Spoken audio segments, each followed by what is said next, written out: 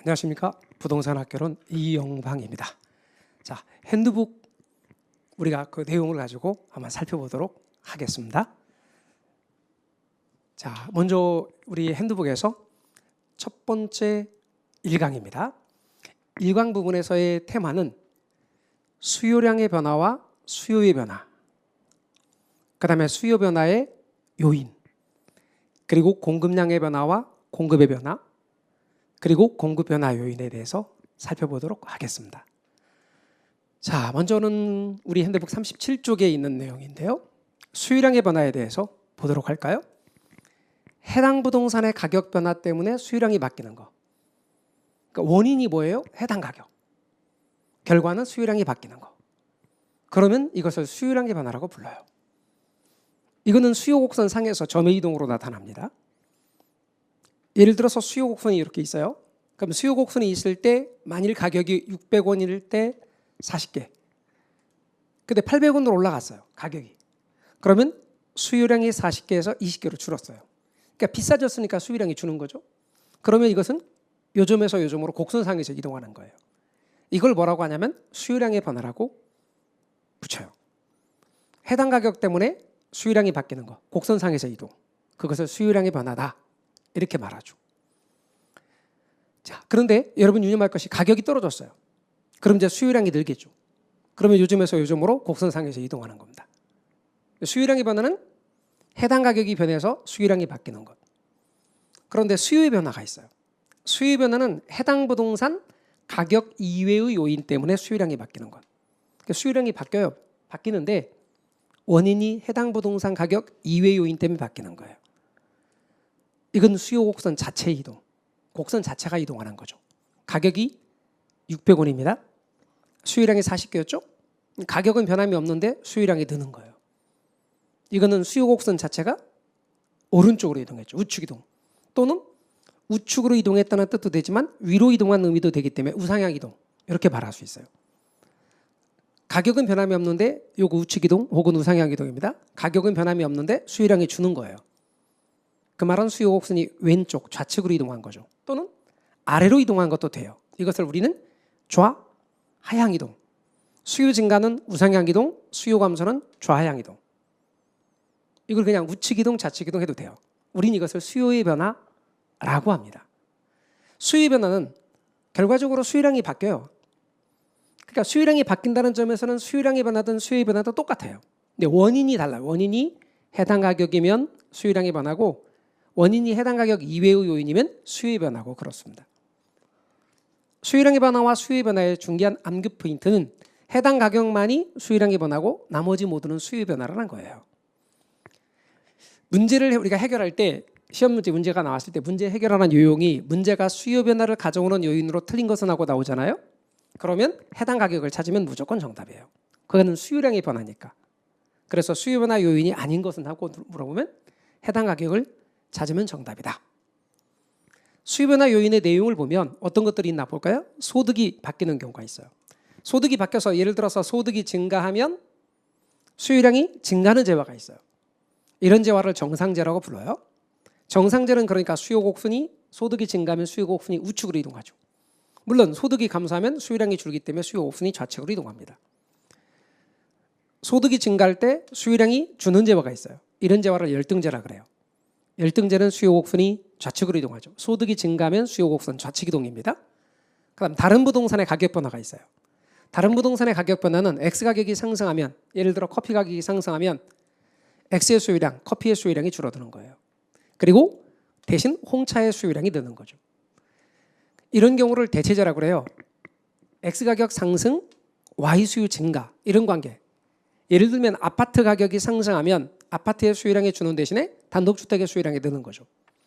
대체재는 수요 곡선이 X 가격이 상승할 때 Y의 수요 곡선이 우측으로 이동해요. 아파트 가격이 상승할 때 단독주택의 수요 곡선이 우측으로 이동한다 그 말이죠. 보시면 Y의 수요량이 늘기 때문에 Y의 가격도 상승해요. 그러니까 아파트 가격이 상승하면 아파트 수요량이 줄면서 단독주택의 수요량이 늘기 때문에 단독주택 가격이 올라간다고 생각하시면 돼요. 대체재는 언제나 두 재화의 가격과 수요량 혹은 가격과 가격이 같은 방향이에요. 그래서 두 재화의 가격과 수요량, 가격과 가격 같은 방향이다. 이거 꼭 여러분이 기억하십시오. X 가격이 상승할 때, 즉 커피 가격이 상승할 때 X의 수요량, 커피의 수요량이 줄면서 거기에 넣어서 먹는 커피 크림의 수요량도 준다면 두제와 관계는 보완제 관계입니다. 보완제는 수요 곡선이 좌측으로 이동하는 거죠. 아파트 가격이 상승할 때 아파트 수요량이 줄고 인테리어 수요량이 주는 관계는 보완제 관계다. 아파트 가격이 하락하면 아파트의 수요량이 늘고 인테리어 수요량이 느는 관계. 따라서 수요 곡선 관계에서 유념할 것이 보완제는 두제와의 관계가 반대 방향이라는 거죠. 대체제는 같은 방향, 보완제는 반대 방향. 대체제는 수요를 증가시키는 요인이 대체제 가격 상승인데 보완제는 가격이 하락한단 말이죠. 이거를 수요 증가 요인만 말하면 대체제 가격 상승, 대상, 보하 이렇게 얘기할 거예요. 대상, 보하, 대상, 보하. 따라서 수요 증가 요인, 대체제 가격 상승, 보완제 가격 하락, 대상, 보하 이렇게 외워주십시오. 수요 증가 요인으로. 또 수요를 변화시키는 요인에는 소비자의 예상이 있습니다. 소비자가 가격이 올라갈 걸 예상하면 올라가기 전에 사기 위해서 수요량이 는다. 수요량이 느니까 수요 곡선이 우측으로 이동합니다. 소비자가 가격이 떨어질 걸 예상하면 떨어진 다음에 사는 게 좋아요. 그러니까 수요량은 준다. 이 말은 수요 곡선이 좌측으로 이동한다. 이번엔 대출금리입니다. 대출금리는 예를 들어서 대출금리가 수요 공급에 다 영향을 미치는데 수요에 미치는 영향을 보면 금리가 하락하면 수요량이 는단 말이죠. 수요량이 느니까 수요 곡선이 우측으로 이동. 금리가 상승하면 수요량이 줄기 때문에 수요 곡선은 좌측 이동. 그런데 이 대출금리는 조금 있다가 공급에 제가 얘기하겠는데요. 공급에도 영향을 미칩니다. 그래서 여러분 이렇게 대출금리까지. 그다음 수요를 증가시키는 요인만 골라보면 소득의 증가, 정상제, 소득의 감소, 열등제, 대체제 가격 상승, 보완제 가격 하락, 즉 대상, 보하. 그다음 수요자의 해당 가격 상승 예상, 대출금리나 인구 증가, 보조금 지급, 세금이나 선호도 증가, 그리고 토지용 규제가 완화되는 경우, LTV나 DTI 규제를 완화하는 경우, 또 증권이나 채권 경기가 안 좋으면 돈이 부동산으로 오서 부동산 수요가 느는 거죠. 에듀윌 유료 회원만의 라이브 클래스. 두 번째 시간 보겠습니다. 이제는 머리 자, 정신 차리시고 이번에 합격 진도 나갑시다. 누구세요? 전 애들 교수인데요. 제가 늘 가까이 있으니까 이번엔 합격. 집에서도 학원처럼 공부하는 혜택. 오직 에듀윌 유료 회원에게만. 에듀윌. 우와, 진짜 가까이 계시네.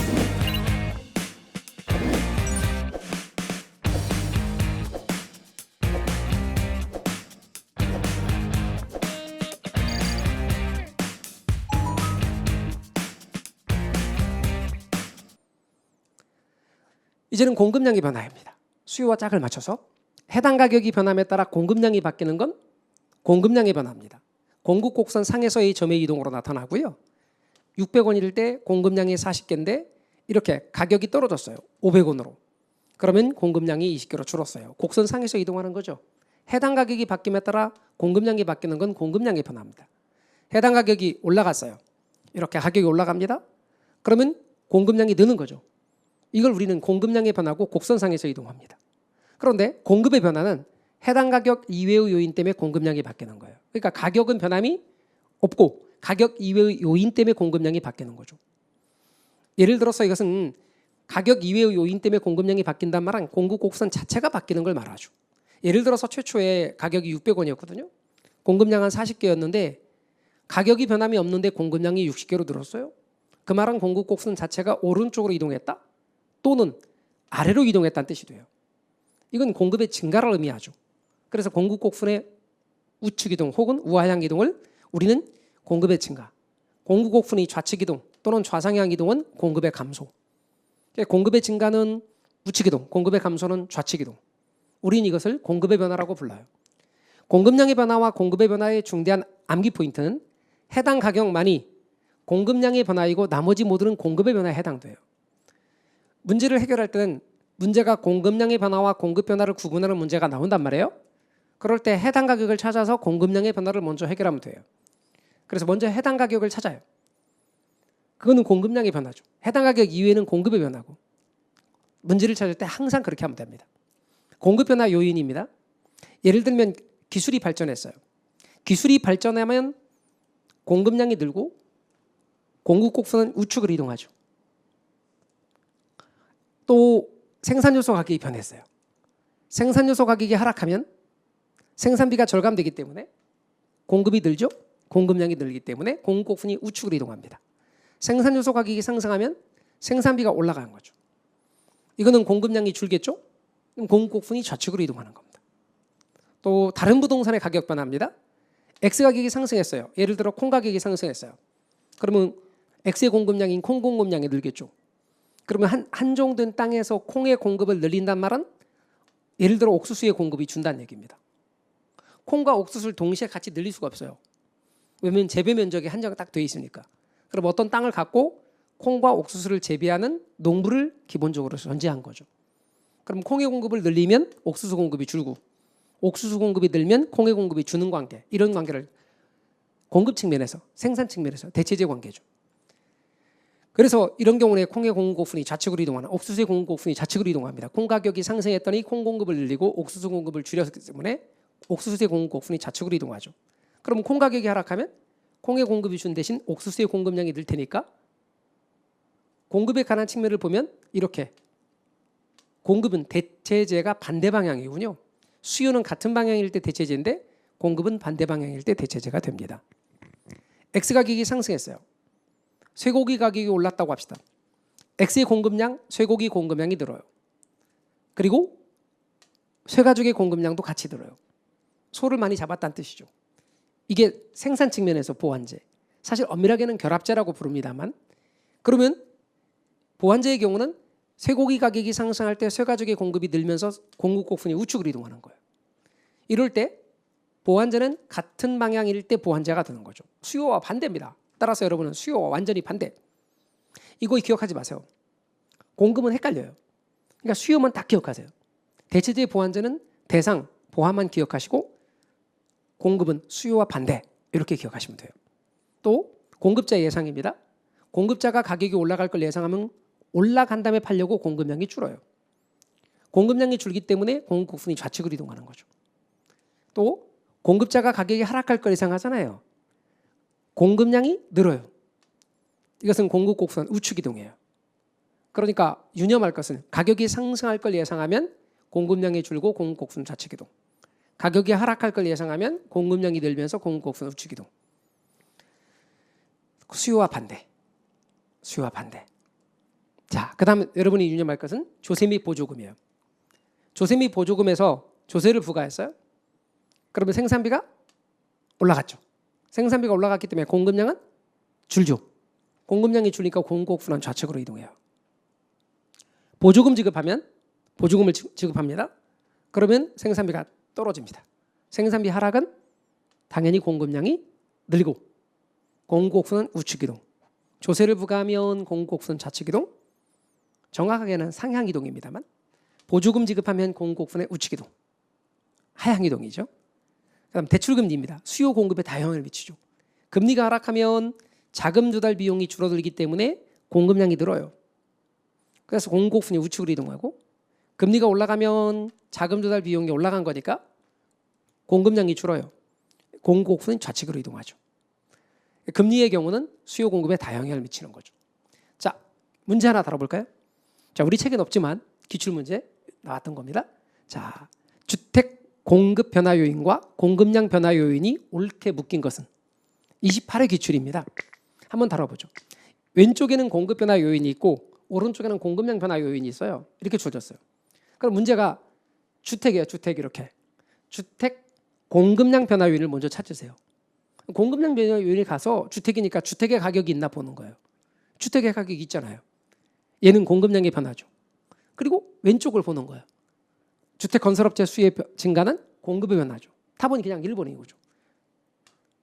주택 공급량 변화 요인을 찾아. 해당 가격이니까 주택 가격이죠.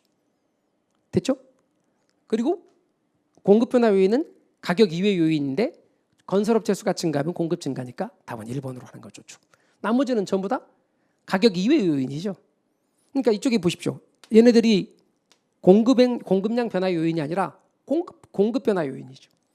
그러니까 나머지는 관계없어요. 답을 1번으로 하셔야 된다 이 말입니다. 되셨죠? 자, 그래서 첫 번째 테마 이렇게 해서 마무리하도록 하겠습니다. 수고하셨습니다.